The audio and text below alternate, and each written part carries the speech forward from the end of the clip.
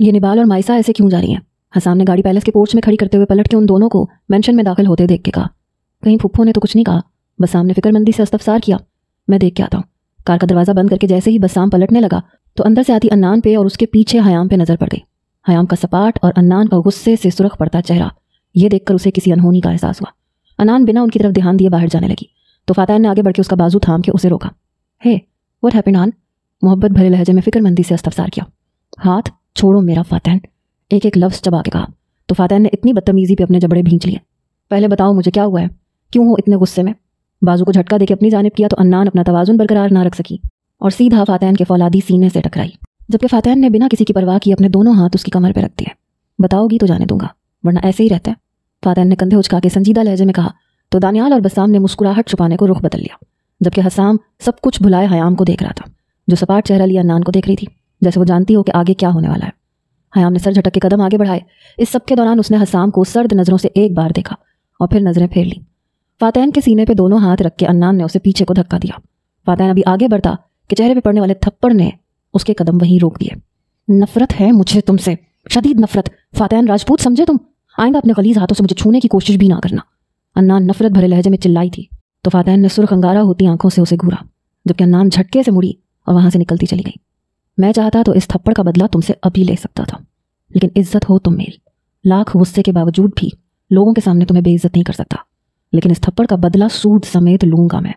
बिना किसी की तरफ देखे अपनी कार की तरफ बढ़ा और फिर पैलेस से निकलता चला गया।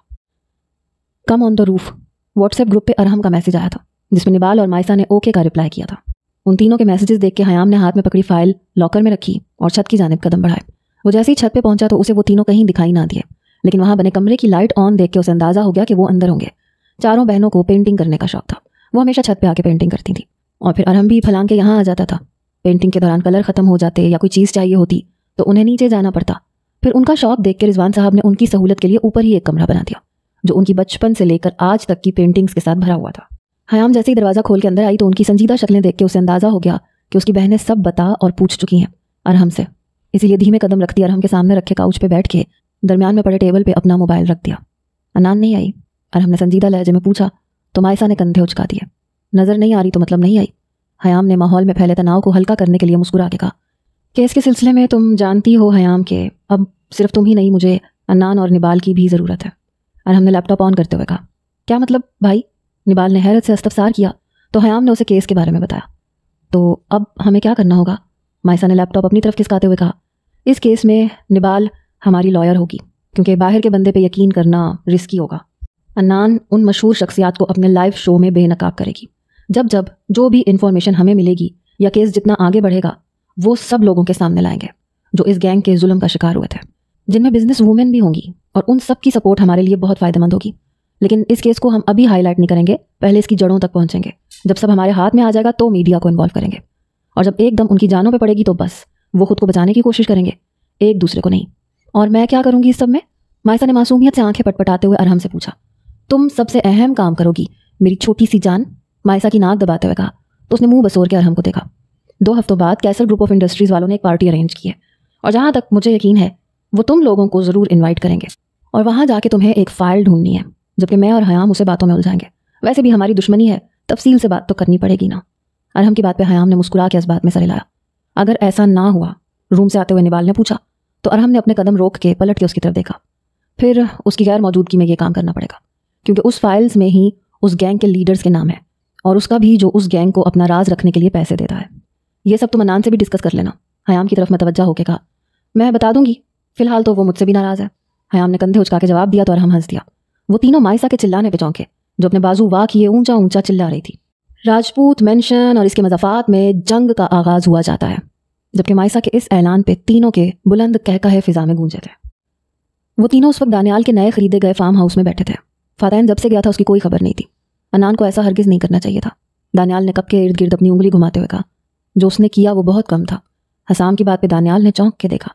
चौंक तो बसाम भी गया था, लेकिन वो अपनी सुर्ख आंखों को खिड़की पे जमाए सपाट चेहरा लिए बाहर देखने में मसरूफ था। क्या मतलब? दानियाल ने हैरत से इस्तफसार किया। मुझे लगता है कुछ बहुत बुरा हुआ है, इतना बुरा कि वो हमसे नफरत करने लग गई हैं। तुम सोच सकते हो रुखसार चची की बेटियां अपने शौहरों से नफरत करें? नामुमकिन सी बात है। चची की परवरिश कभी भी उन्हें किसी से नफरत करना नहीं सिखा सकती। वो हमसे नाराज़ हो सकती हैं, गुस्सा भी, लेकिन नफ़रत नहीं कर सकती। लेकिन आज अन्नान और हयाम की आंखों में मैं नफ़रत देख चुका हूँ। ठहर ठहर कर अपनी बात मुकम्मल करके बसाम की तरफ देखा जो अब संजीदा नज़रों से उसे ही देख रहा था। ये हम भी जानते हैं, आप वो बताएं जो आपको मालूम है, जिसकी वजह से आप ये बात कर रहे हैं, बसाम ने सर्द लहजे में पूछा। तो हसाम अपनी जगह से उठ के खिड़की के पास जा खड़ा हुआ।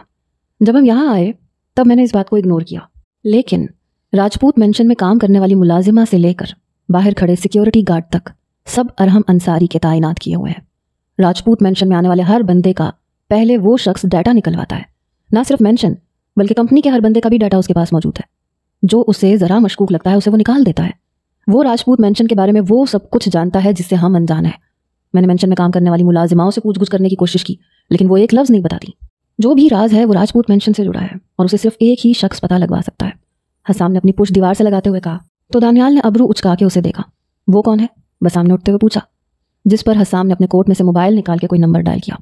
अस्सलाम वालेकुम राजपूत साहब। दूसरी तरफ भारी आवाज़ में सलाम किया गया। मुझे तुम्हारे बहनोई का नंबर चाहिए।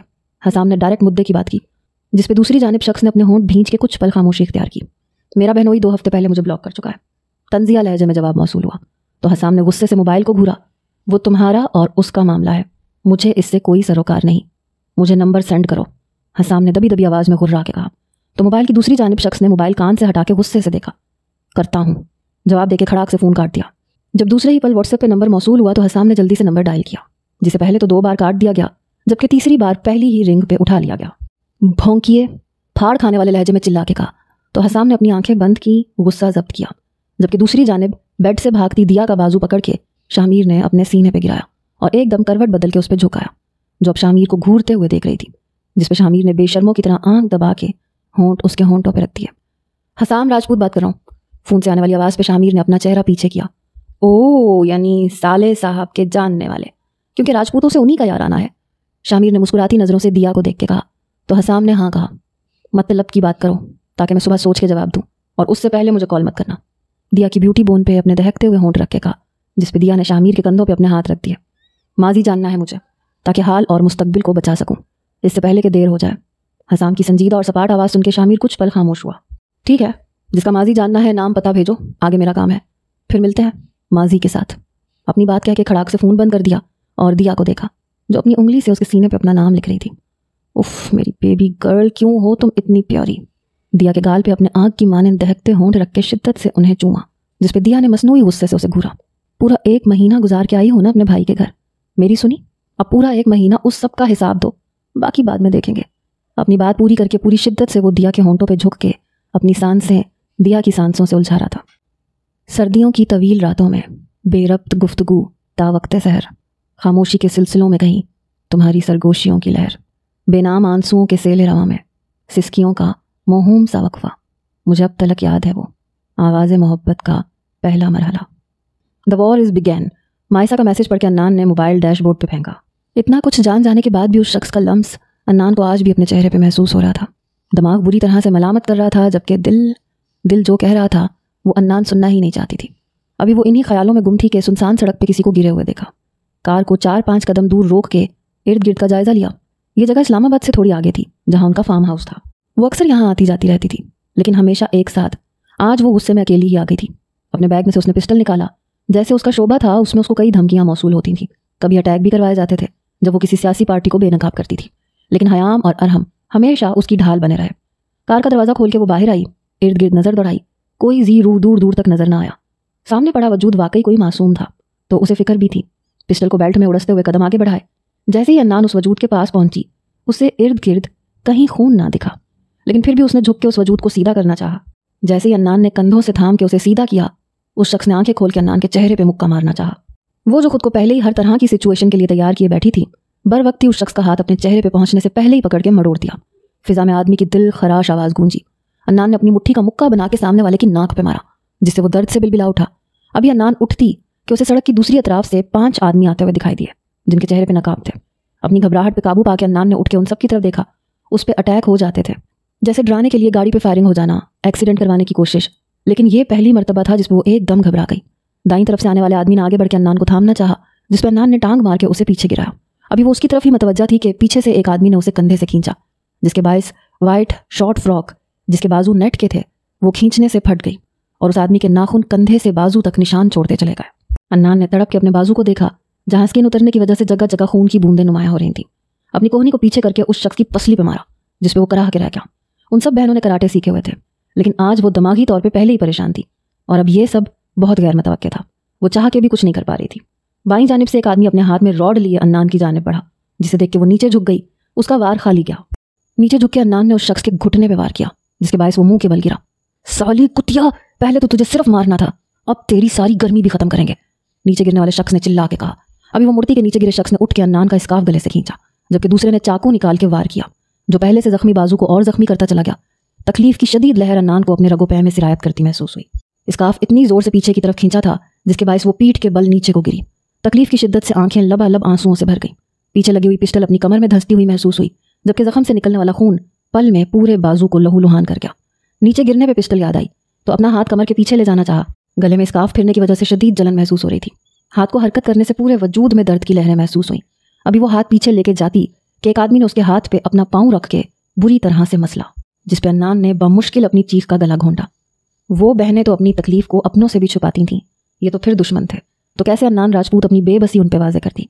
अपने उसी हाथ को हरकत देके इतनी ताकत से खींचा कि वो शख्स लड़खड़ा के नीचे गिरा। अभी दूसरे आदमी उसके हाथ पाँव पकड़ते कि अन्नान ने झटके से अपनी पिस्टल निकाल के सामने वाले का निशाना लिया, जो उसके पेट के बाईं जानिब लगा। अन्नान के पास पिस्टल होगी इस बात का उन्हें अंदाजा नहीं था। अन्नान ने बिना रुके 3 फायर और किए, जिसमें से 2 ज़ाया हो गए, जबकि तीसरा फायर दाईं जानिब खड़े शख्स को लगा। हटो पीछे, वरना बाकी की गोलियां तुम लोगों के सीनों में उतारूंगी। शेरनी की मानंद अन्नान की धाड़ सुनसान रोड पे गूंजी तो उन आदमियों ने डरते हुए कदम वापस लिए। उल्टे कदमों पीछे होती वो अपनी कार तक पहुंची, जबकि 2 आदमी नीचे गिरे तकलीफ से कराह रहे थे, जबकि बाकी 4 अपने हाथ ऊपर को उठाए खड़े थे। गाड़ी में बैठ के उसने गाड़ी रिवर्स की, आगे बढ़ाई, लेकिन कुछ कदम आगे जाके गाड़ी रोकी, खिड़की खोल के सर बाहर निकाला और फिर उस शख्स के बाजू पे गोली चलाई जिसने दुपट्टा खींचा था। फिर जन से गाड़ी चला के पीछे धूल छोड़ते हुए वो गायब हो गई, जबकि जो उसे रुसवा करने आए थे वो मुंह की खा के गिरे। उसके दिल में न जाने क्या समाई कि गाड़ी का रुख फातैन के हॉस्पिटल की जानिब कर दिया। न जाने क्यों दिल की मान ली जो बार बार चीख के कह रहा था कि उसे अपना दर्द बताओ तो सही, और देखो कि तुम्हारे दर्द पे तकलीफ उसे भी महसूस होती है या नहीं। अपनी गाड़ी हॉस्पिटल के पार्किंग एरिया में रोक के पिछली सीट से अपनी जैकेट उठा के पहनी, जिसे पहनते हुए बाजू में दर्द की टीसें उठना शुरू हो गई। होंठ भींच के बैग में से मास्क निकाल के लगाया और बाहर निकल आई। रिसेप्शन पे जाके इर्द गिर्द नजरें दौड़ाई तो फातैन उसे कहीं नजर नहीं आया। अस्सलाम वालेकुम, नर्स को मुखातिब करके कहा तो उसने मुस्कुरा के सलाम का जवाब दिया। क्या मैं डॉक्टर फातैन राजपूत से मिल सकती हूँ? अन्नान ने मुद्दे की बात की तो नर्स ने उलझन भरी नजरों से उसे देखा। आप उनकी क्या लगती हैं? नर्स ने सवालिया लहजे में इस्तफसार किया, क्योंकि अभी तक हॉस्पिटल में फातैन से मिलने कोई नहीं आया था और आज एक लड़की आके उसका पूछ रही थी, तो उसकी हैरत फितरी थी। अन्नान ने अपना मास्क नीचे किया तो नर्स का मुंह खुल गया। अन्नान राजपूत को कौन नहीं जानता था। मीडिया की दुनिया में उसका एक नाम था। रोज अपने शो पे वो लोगों की बोलती बंद करती थी, मजलूम लोगों के हक में आवाज़ उठाती थी, ऐसे ऐसे लोगों के चेहरे बेनकाब करती थी कि चैनल वाले उसकी दीदा दिलेरी पे दंग रह जाते थे। 24 साल की उम्र में मीडिया में अपना लोहा मनवाने वाली शायद वो पहली ही थी। इस सफ़र में हयाम और अरहम ने कदम कदम पे उसका साथ दिया। वो लोगों को बेनकाब करती थी तो वो सज़ा देते थे। मेरे कज़न है वो, ज़रूरी काम आन पड़ा है, कॉल अटेंड नहीं करे थे इसलिए यहाँ आना पड़ा, अन्नान ने नरम लहजे में कहा। तो वो नर्स फिदा हुई नज़रों से उसे देखती रही। श्योर मैम, आपका ही हॉस्पिटल है, यहाँ से राइट जाके लेफ्ट टर्न करेंगी तो सबसे पहले सर का ऑफिस है, बाहर नेम प्लेट लगी हुई है। नर्स ने चमकती हुई आंखों से जवाब दिया तो अन्नान ने अपना मास्क ऊपर किया। Thank you. अन्नान ने नर्स को जवाब देके पलटना चाहा जब उसकी आवाज़ पे रुकी। Ma'am, I am big fan of you, can I get your autograph? इल्तिजाइया लहजे में कहा तो अन्नान ने मुस्कुरा के उसे देखा। श्योर। अन्नान के कहने पर नर्स ने जल्दी से अपने पेन और पेज को आगे किया, जिस पर अन्नान ने ऑटोग्राफ देके उसकी जानिब बढ़ाया। इस सब के दौरान हाथ के दर्द से जान निकलती महसूस हो रही थी। हाथ पे लिपटे हुए स्कार्फ की वजह से लिखा भी नहीं जा रहा था। नर्स शायद अन्नान को देखने में ही मसरूफ थी, जो उसका ध्यान हाथ पे नहीं गया।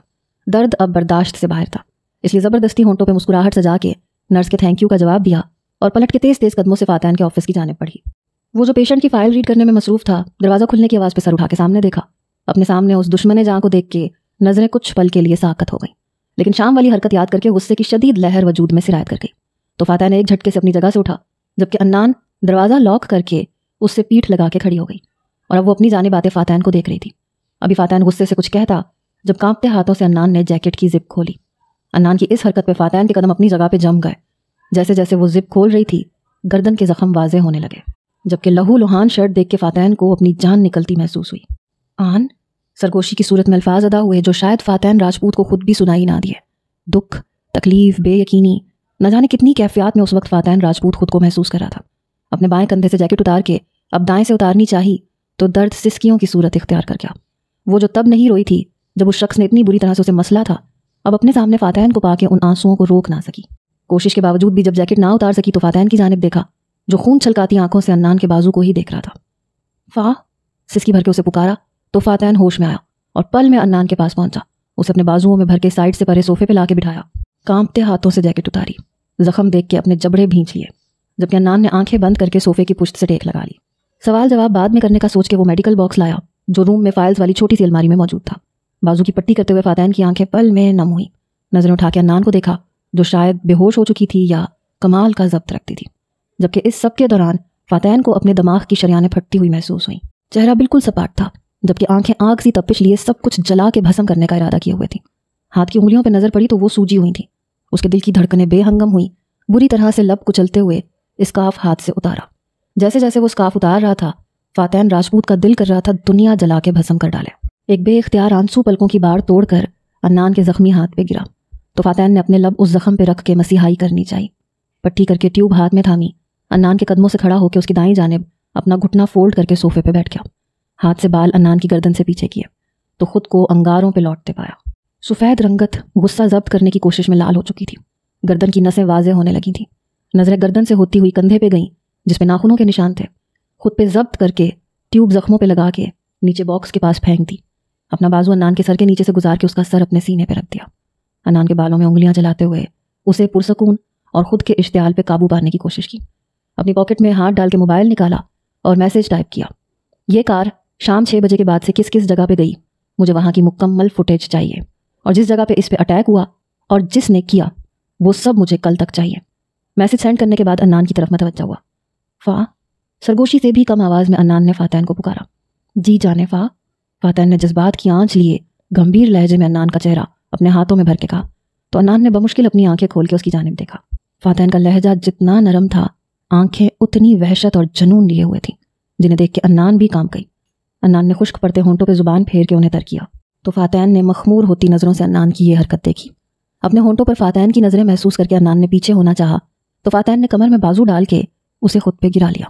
فاتحین کے کلون کی ڈارک خوشبو عدنان کے اعصابوں کو جکڑ رہی تھی۔ اپنی پلکیں اٹھا کے فاتحین کی طرف دیکھا جو اسے ہی دیکھنے میں مصروف تھا۔ میں تمہیں اپنے پاس محسوس کرنا چاہتا ہوں آن، بہت پاس، اتنے پاس کہ تمہاری دھڑکنوں کا شور میں بآسانی اپنی دھڑکنوں میں سن سکوں، اتنا پاس کہ تمہاری منتشر ہوتی سانسوں کو اپنی سانسوں میں الجھا ہوا پاؤں۔ گمبھیر لہجے میں سرگوشی کی تو عدنان نے نظریں اٹھا کے فاتحین کی طرف دیکھا۔ نظروں کا تصادم اتنا زور آور تھا کہ وہ پلکیں جھپکائے بغیر نہ جانے کتنی دیر خود میں کھوئے رہے۔ فاتحین نے اپنا ہاتھ عدنان کے چہرے اور گردن کے درمیان رکھا اور اجازت طلب نظروں سے عدنان کی طرف دیکھا، جس پہ عدنان نے خاموشی سے نظریں جھکا دی تو فاتحین پوری شدت سے عدنان کے ہونٹوں پہ جھکا، بری طرح سے عدنان کی سانسوں میں اپنی سانسیں الجھا کر قطرہ قطرہ اس کی سانسیں خود میں انڈیلنے لگا۔ عدنان کا لمس اپنے تڑپتے دل پہ ٹھنڈی پھوار کی طرح محسوس ہوا۔ عدنان کی حالت دیکھ کے فاتحین راجپوت کو ایسا محسوس ہوا تھا جیسے اسے جلتے انگاروں پہ کھینچ لیا گیا ہو۔ چھوڑنے والا تو اب وہ کسی کو بھی نہیں تھا، لیکن اس وقت سب کچھ بھلا کے وہ صرف عدنان کو محسوس کرنا چاہتا تھا۔ عدنان کی اکھڑتی سانسوں کو محسوس کر کے اپنے ہونٹ عدنان کے ہونٹوں سے جدا کیے تو عدنان نے گہرے سانس بھرتے اپنا سر فاتحین کے کندھے سے ٹکا دیا۔ عدنان کا سر کندھے سے ہٹا کے ٹیبل تک گیا، وہاں سے اپنی کار کی کیز اٹھائیں اور موبائل پہ دانیال کو میسج کر کے فارم ہاؤس خالی کرنے کا کہا، جس نے اوکے کا رپلائی کیا۔ اب عدنان کی طرف پلٹا جو آدھی کھلی آنکھوں سے فاتحین کو ہی دیکھ رہی تھی۔ عدنان کے قریب آ کے بنا اسے سمجھنے کا موقع دیے اپنی باہوں میں بھر لیا۔ اس اچانک افتاد پہ عدنان نے اپنے ہاتھ فاتحین کی گردن کے گرد باندھ دیے۔ آفس سے نکل کے وہ بیک ڈور کی طرف آیا۔ عدنان ڈور کھولو، کار کے پاس آ کے فاتحین نے کہا تو اس نے ہاتھ بڑھا کے کار کا ڈور کھولا تو فاتحین نے احتیاط سے عدنان کو سیٹ پہ بٹھایا، پھر اپنی طرف آیا۔ اس سب کے دوران اس کا چہرہ سپاٹ تھا جسے عدنان نے بغور دیکھا۔ تم لوگوں سے رشتہ ہمارے لیے سزا بن گیا ہے نا، تو وعدہ ہے میرا تم سے، فاتحین راجپوت تم لوگوں کی زندگی کو جہنم نہ بنا دیا تو میرا نام بھی عدنان راجپوت نہیں، ایسا زخم دوں گی جو ناسور بن کے تمہارے پورے وجود میں سرایت کر جائے گا۔ وہ نہ جانے کب سے اپنے خیالوں میں گم تھی، چونکی تو تب جب فاتحین نے گاڑی فارم ہاؤس میں روکی اور اب اس کی طرف آ کے ڈور اوپن کر رہا تھا۔ چلو آن، نرمی سے اس کا ہاتھ تھام کے کہا تو عدنان کار سے نیچے اتری، ارد گرد نظریں دوڑائیں، جبکہ فاتحین مضبوط قدم لیتا رواداری سے گزرتا روم میں عدنان کو لے آیا۔ رکو یہیں پہ میں کپڑے لاتا ہوں، نرمی سے عدنان کا گال تھپ تھپا کے کہا اور مڑ کے کبرڈ کے پاس گیا، بلیک ٹی شرٹ اور بلیک ہی ٹراؤزر نکالا۔ یہ لو آن، تم فریش ہو جاؤ، میں کچھ کھانے کو لاتا ہوں، پھر میڈیسن لے لینا۔ فاتحین کے کہنے پہ عدنان نے کپڑے تھامے اور واش روم میں گھس گئی، جبکہ فاتحین پرسوچ نظریں دروازے پہ ٹکائے کافی دیر کھڑا رہا، پھر سر جھٹک کے کچن کا رخ کیا۔ عدنان فریش ہو کر آئی تو فاتحین صوفے پہ بیٹھا کافی کے کپ پہ انگلیاں پھیرنے میں مصروف تھا۔ وہ اندازہ نہیں لگا پائی کہ وہ اس کی موجودگی محسوس کر چکا ہے یا انجان ہے۔ ہاتھوں کی ہتھیلیاں آپس میں رگڑتی شش و پنج میں مبتلا वो कभी फ़ातैन को देखती और कभी साइड सोफ़े को।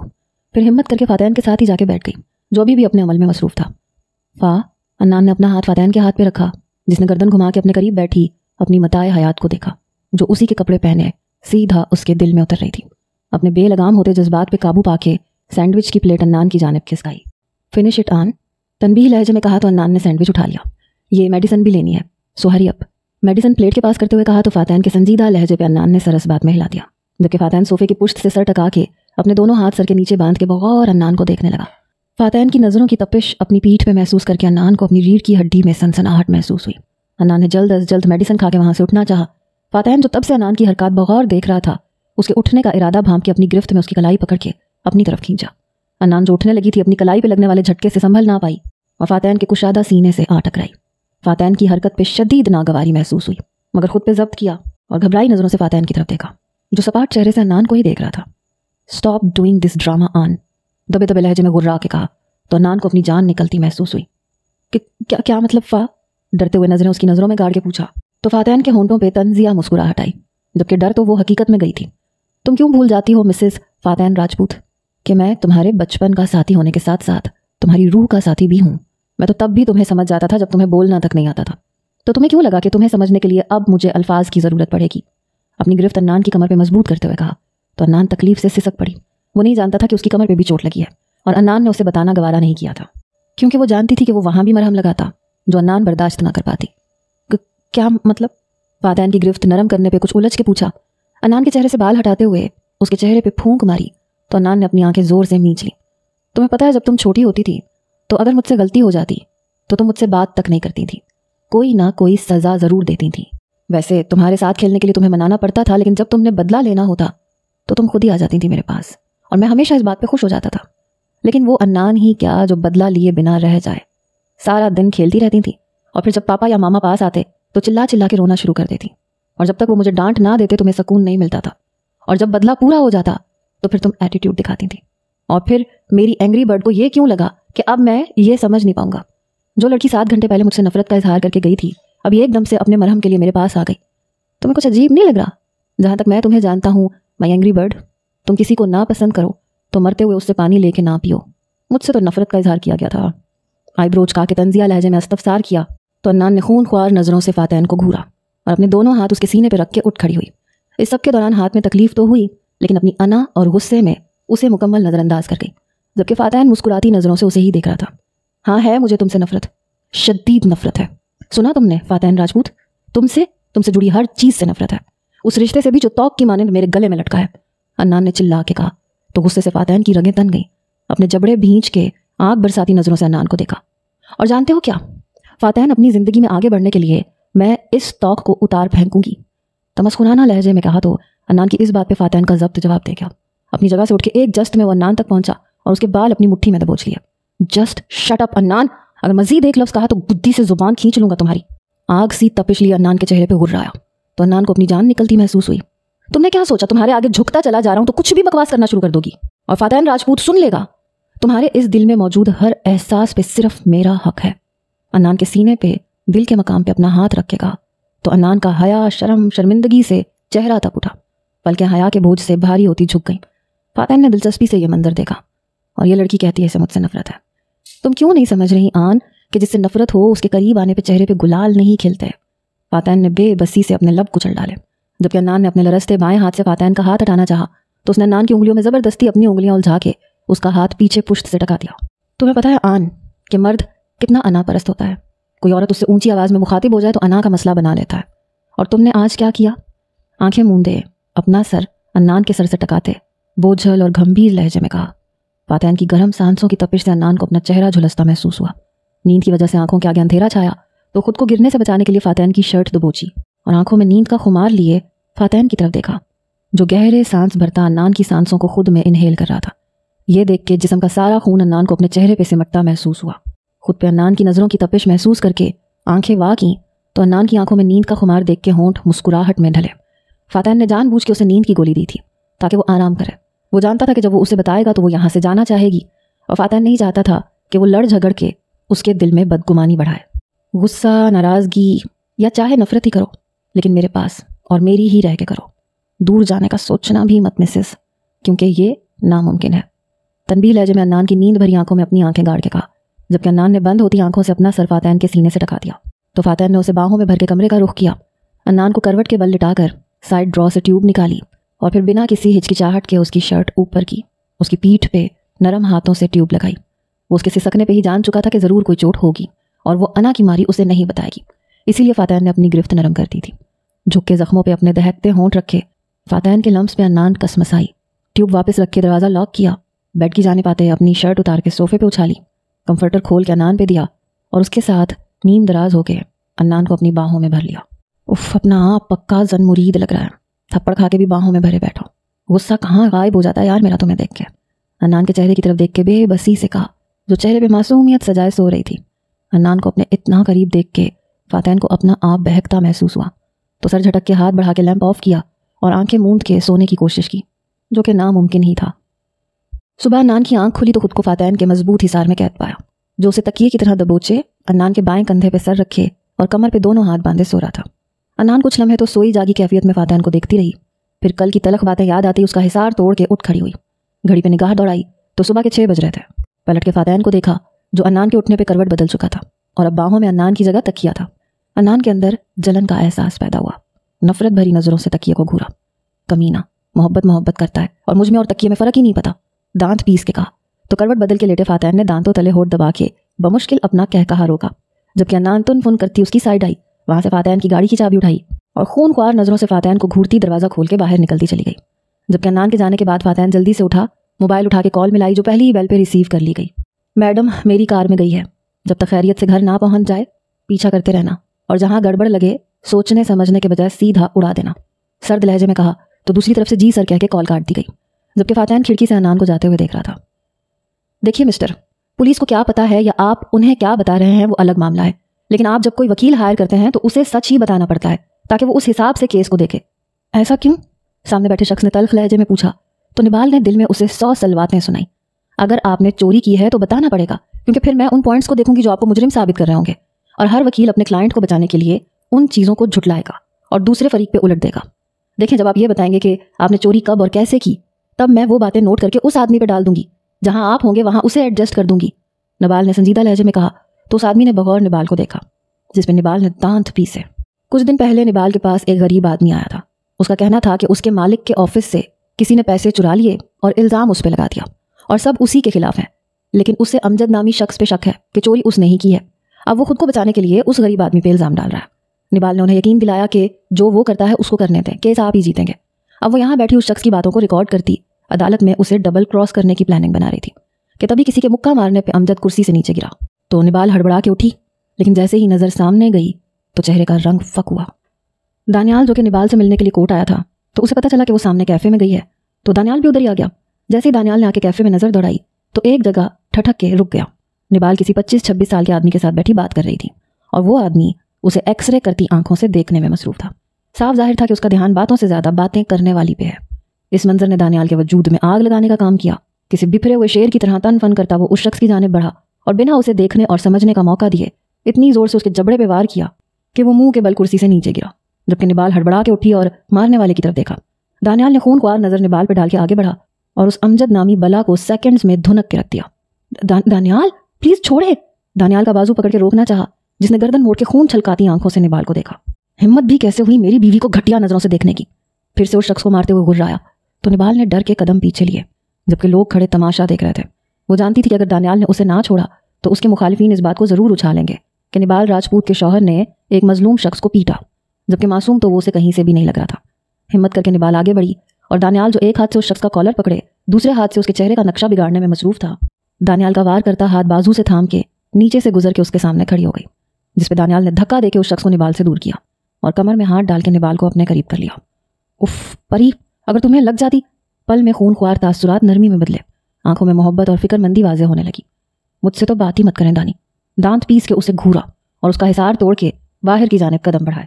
دانیال تیز مگر مضبوط قدم بڑھاتا نبال کی طرف بڑھا اور اسے سمجھنے کا موقع دیے بنا بازو سے تھام کے اپنی گاڑی میں لا کے بٹھا دیا، جس پہ نبال نے دانت کچکچا کے اس شخص کو گھورا جو اب ڈرائیونگ سیٹ پہ بیٹھا گاڑی ریورس کر رہا تھا۔ تم ابھی وہ کچھ کہتی کہ دانیال کی سرد نظروں سے بوکھلا کے تم سے آپ پہ آ گئی۔ مطلب آپ کو کچھ اندازہ ہے کہ یہ بات کس طرح سے پھیلے گی؟ اس معصوم بوڑھے شخص کو نوکری سے نکال دیا جائے گا، لیکن آپ کو اس سب سے کیا؟ دیکھ ہی رہا تھا، کھا تو نہیں گیا تھا مجھے، نبال نے جھنجھلاتے ہوئے کہا۔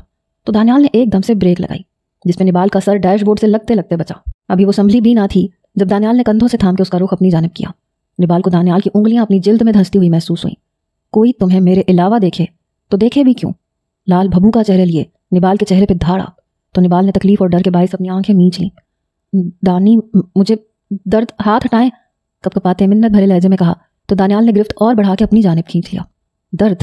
تمسخرانہ لہجے میں کہا تو نبال نے آنکھیں کھول کے اس کی طرف دیکھا۔ تم جانتی بھی ہو کہ درد کیا ہوتا ہے نبال؟ درد وہ ہوتا ہے جو اتنے سالوں سے میں نے برداشت کیا، جس کی تکلیف مجھے روح تک محسوس ہوئی، اور درد وہ بھی ہے جو تم اتنے دنوں سے مجھے اپنی بے رخی سے دے رہی ہو۔ اور ہمارا درد دانی جو ہم نے برداشت کیا، وہ سب کیا بے معنی ہے؟ دانیال کی بات کاٹ کے بے بسی سے کہا تو دانیال نے اپنے ہاتھوں کے پیالے میں نبال کا چہرہ بھر لیا۔ میں کہہ تو رہا ہوں، میرے پاس آ جاؤ، دانیال راجپوت ہر درد کا ازالہ کرتے گا۔ نبال کی آنکھوں سے گرتے آنسوؤں کو اپنے ہونٹوں سے چنتے ہوئے بوجھل اور گھمبیر لہجے میں کہا۔ دانیال کا لمس نبال کو اپنی روح میں اترتا محسوس ہوا، لیکن سب کچھ نظر انداز نہیں کر سکتی تھی۔ وہ خود غرض نہیں بننا چاہتی تھی۔ ہر درد کا ازالہ ممکن نہیں ہوتا۔ نبال نے نظریں پھیرتے ہوئے کہا تو دانیال نے بغور اس کے چہرے کی طرف دیکھا۔ ایک بار یقین کر کے تو دیکھو پری، دانیال راجپوت تمہاری ہر تکلیف، ہر درد کو خود میں سمیٹ لے گا۔ اپنے دہکتے ہونٹ نبال کے گال پہ ثبت کرتے ہوئے کہا تو نبال کو اپنا رواں رواں کانپتا محسوس ہوا۔ اپنے کانپتے ہاتھوں سے دانیال کی شرٹ سینے سے دبوچی اور دانیال کی مخمور ہوتی آنکھوں میں دیکھا۔ لیکن مجھے ڈر، ابھی نبال اپنی بات مکمل کرتی کہ دانیال پوری شدت سے اس کے ہونٹوں پہ قابض ہو گیا۔ نبال آنکھیں بند کیے اس لمس کو اپنی روح میں اترتا محسوس کر رہی تھی۔ نہ جانے کتنی ہی دیر وہ ایک دوسرے میں کھوئے رہے۔ گاڑی میں مانی خیز سی خاموشی چھا گئی تھی۔ بھاری ہوتی سانسوں کا شور ارتعاش پیدا کر رہا تھا۔ نبال کے وجود سے اٹھتی مسحور کن خوشبو دانیال کو مدہوش کر رہی تھی۔ تمہیں اپنی محبت اپنے لمس میں اس قدر گم کر دوں گا نبال راجپوت کہ تمہیں اگر کچھ یاد رہے گا تو صرف دانیال راجپوت، اس کی شدت، اس کی وارفتگیاں۔ میرا لمس، میری محبت میں پور پور بھیگے تمہارے وجود کو ماضی یاد کرنے کی فرصت ہی نہیں ملے گی۔ بوجھل گھمبیر لہجے میں اتنی بے باک سرگوشیاں کرتے وہ نبال راجپوت کو خود میں سمٹنے پہ مجبور کر گیا تھا۔ دانیال کی جذبے لٹاتی نظروں سے بچنے کی خاطر نبال نے اس کے سینے میں جائے پناہ ڈھونڈنی چاہی تو گاڑی میں دانیال راجپوت کا زندگی سے بھرپور کہا گونجا۔ نبال پہ گرفت مضبوط کر کے اپنا چہرہ اس کے سر پہ ٹکا کے سکون سے آنکھیں موند لیں۔ دروازہ کھلنے کی آواز پہ مائسا نے سر اٹھا کے دیکھا تو بسام ہاتھ میں فائلز اور کارڈ لیے اندر داخل ہو رہا تھا۔ کتنے دنوں بعد وہ اسے دیکھ رہی تھی، جس کے چہرے پہ سرد مہری چھائی ہوئی تھی۔ یہ انویٹیشن آیا ہے کیسر گروپ آف انڈسٹریز کی طرف سے، بسام نے کارڈ ٹیبل پہ رکھتے ہوئے کہا تو مائسا اپنے خیالات سے چونکی۔ اوہ ہاں ٹھیک ہے، میں دیکھ لیتی ہوں، مائسا نے ہڑبڑا کے جواب دیا تو بسام نے سنجیدہ نظروں سے اس کی طرف دیکھا۔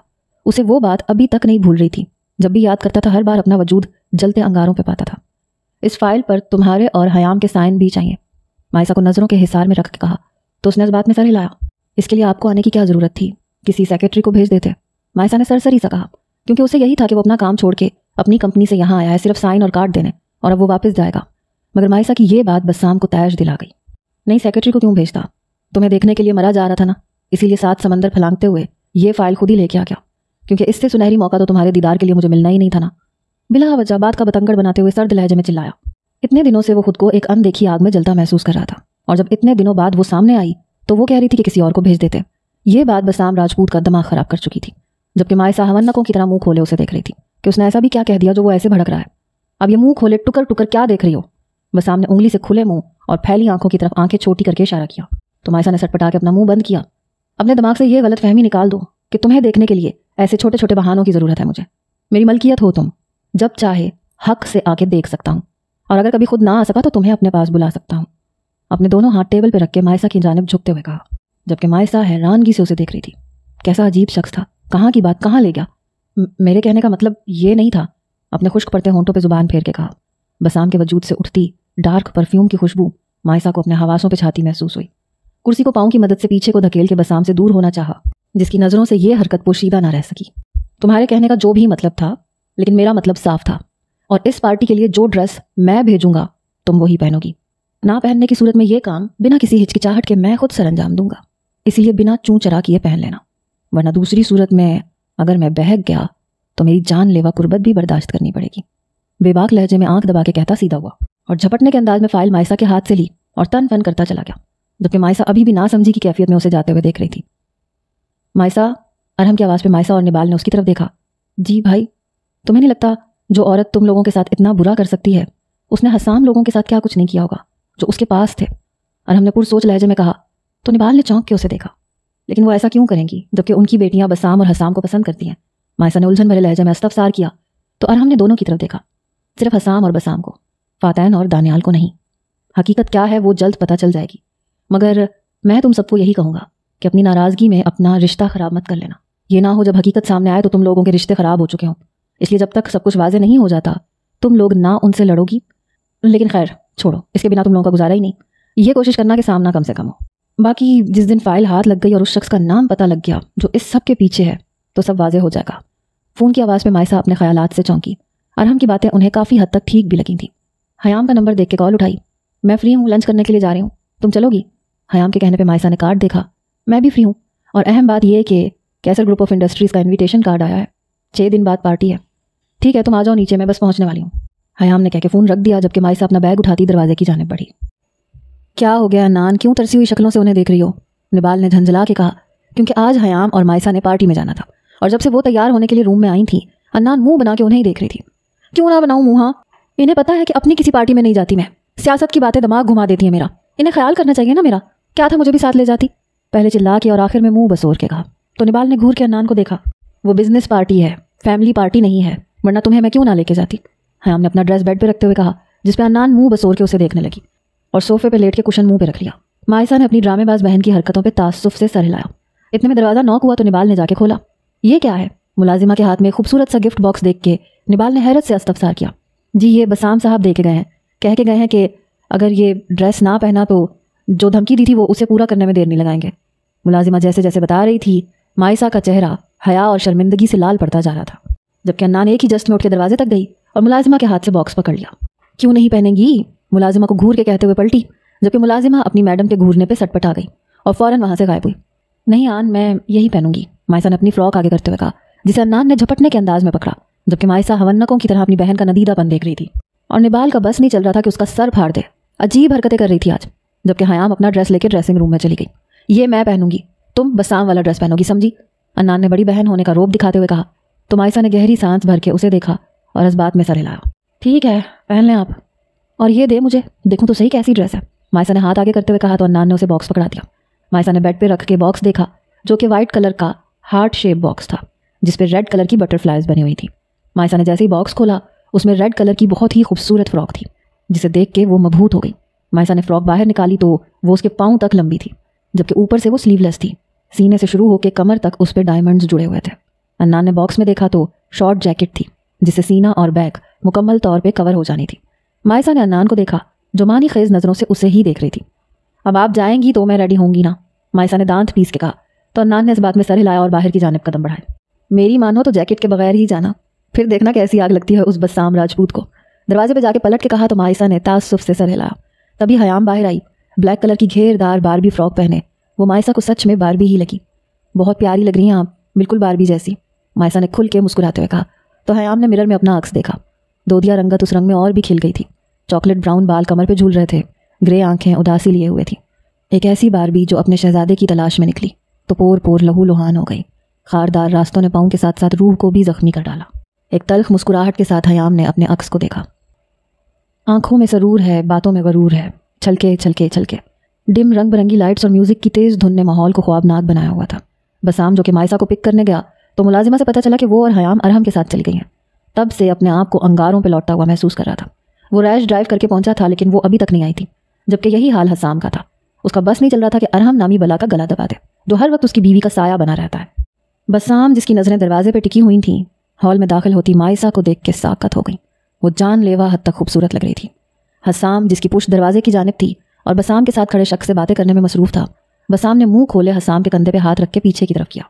तो हसाम ने नासमझी से पीछे मुड़ के देखा तो उसका हाल भी बसाम से मुख्तलिफ ना था। ब्लैक बारबी फ्रॉक में हयाम उसे आसमान से उतरी कोई परी लगी। हयाम का हर कदम हसाम राजपूत की धड़कनों को बेतरतीब कर रहा था। वो उसकी दी ड्रेस पहन के आई थी, बसाम को यही बात सरशार कर गई थी। अभी वो आगे बढ़ता जब मायसा ने पीछे से आते अरहम के बाजू में अपना बाजू डाल के मुस्कुरा के उसे देखा। बसाम का रंग सूरत में फ़क हुआ, बढ़ते कदम जैसे ज़मीन में ही जकड़े गए। वो दोनों अरहम के साथ ही आई थी, क्योंकि अरहम ने बताना था कि फ़ाइल किस किस रूम में हो सकती है। लेकिन रास्ते में मायसा की तबीयत ख़राब हो गई तो उन्हें कुछ देर गाड़ी रोकनी पड़ी। जैसे ही वो हॉल में दाखिल हुई तो बसाम और हसाम की खुद पे पड़ती जज्बात लुटाती नज़रें देख के जुज़बुज़ हो गई। जब मायसा को महसूस हुआ कि वो उसी की तरफ आने लगा है तो हड़बड़ाहट में अरहम का बाजू थाम लिया, जिस पर अरहम ने चौंक के मायसा को देखा। तुम ठीक हो मायसा? अरहम ने तशवीश से इस्तफसार किया। जी भाई, आपको पता है ना मैं घबरा जाती हूँ। मायसा ने बमुश्किल मुस्कुराने की कोशिश करते हुए कहा, तुम ज़्यादा देर यहाँ नहीं रुकोगी, बस जैसे ही फाइल मिले पिछले रास्ते से निकल जाना।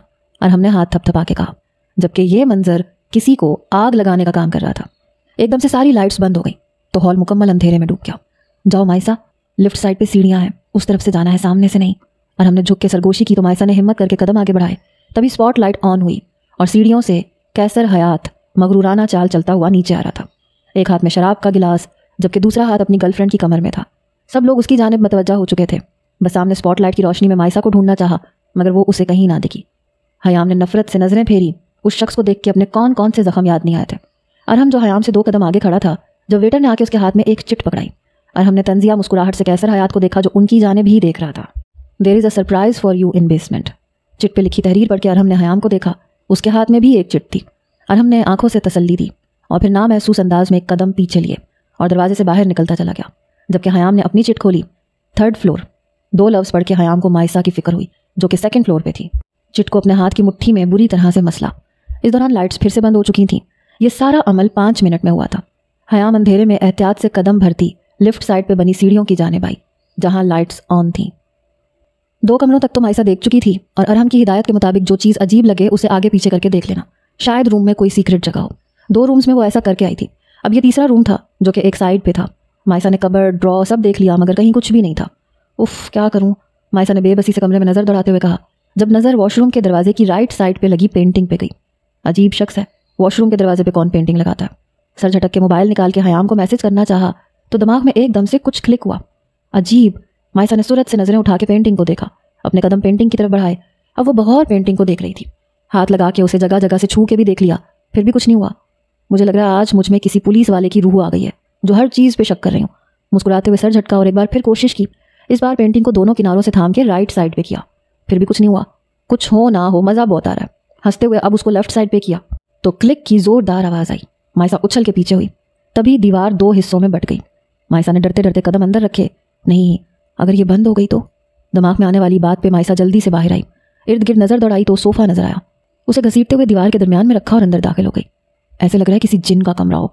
मायसा ने इर्द गिर्द सुर्ख दीवारों और कमरे में रेड लाइट को देख के कहा। रेड कालीन पे चलते हुए मायसा अलमारी तक आई। कमरे में एक जहाजी साइज बेड और सामने एक सोफ़ा था जिस पे तरह तरह की शराबें पड़ी हुई थीं। मायसा ने जैसी अलमारी खोली उसमें काफ़ी तस्वीरों के एल्बम और 4 फाइल्स पड़ी हुई थीं। अरहम ने फाइल्स लाने को कहा था लेकिन मायसा उनकी पिक्स बनाने लगी। अगर फाइल्स गुम हो गई तो उसे पता चल जाएगा, पिक्स लूंगी तो उसका इस तरफ ध्यान नहीं जाएगा। वाह मायसा, आज लग रही हूँ ना एक पुलिस ऑफिसर की बहन। खुद ही से बातें करते हुए मायसा ने पिक्स बनाई और जल्दी जल्दी बाहर आई। सोफ़ा पीछे हटा के उस तस्वीर के पास आई जो बिल्कुल पहले जैसी हो गई थी। अब उसे लेफ्ट साइड पे किया तो दीवार बंद हो गई। मायसा हैरानगी से उसे देख रही थी कि तभी दरवाज़ा खुलने की आवाज़ पे साकत हो गई। पीछे पलट के देखने की हिम्मत नहीं हो रही थी, जबकि पीछे जो कोई भी था वो अब दरवाज़ा लॉक करके मजबूत कदम लेता मायसा की जानिब ही आ रहा था। डर की वजह से मायसा का पूरा वजूद पसीने से तर हो गया था। हाथ पाँव बुरी तरह से कपकपाने लगे।